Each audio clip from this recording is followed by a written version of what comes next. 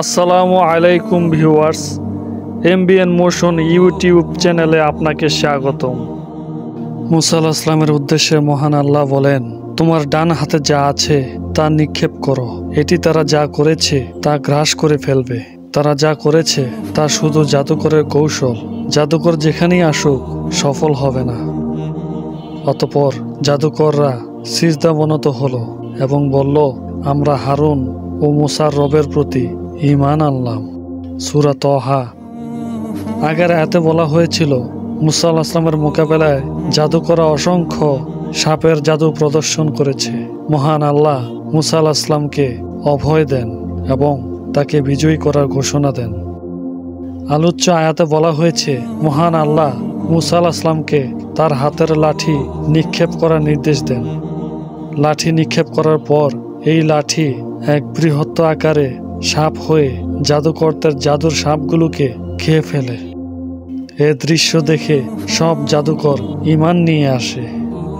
মুসা আলাইহিস সালামকে ওহীর মাধ্যমে বলা হয়, আপনার ডান হাতে যা আছে তা নিক্ষেপ করুন।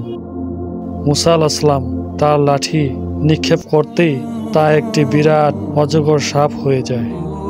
এটা দেখে জাদুবিদ্যা বিশেষজ্ঞ জাদুকরদের বুঝতে বাকি রইল না যে এই কাজ জাদুর জোরে হতে পারে না, বরং নিঃসন্দেহে এটা মুজিজা।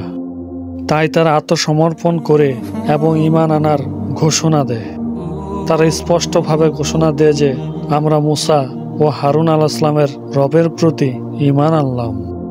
জাদুকরদের পরাজয়ের পর ফেরাউন তার রাজনৈতিক কূটচালের মাধ্যমে জনগণের দৃষ্টি অন্যদিকে ফিরে দেওয়ার চেষ্টা করে। সে বলল, এই জাদুকররা সবাই মুসার শিষ্য, তারা চক্রান্ত করেই তার কাছে নতি স্বীকার করেছে, এটা একটা পাতানো খেলা মাত্র। সূরা তহা।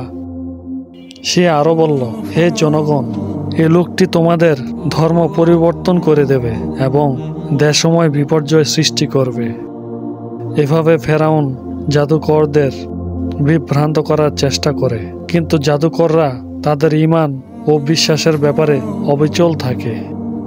আল্লাহ তাআলা আমাদের সকলকে আমল করার তৌফিক দান করুন। আমিন।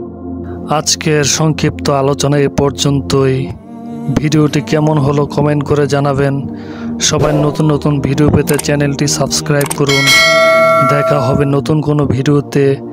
সবাই ভালো থাকেন, সুস্থ থাকবেন। আসসালামু আলাইকুম ওয়া রাহমাতুল্লাহ।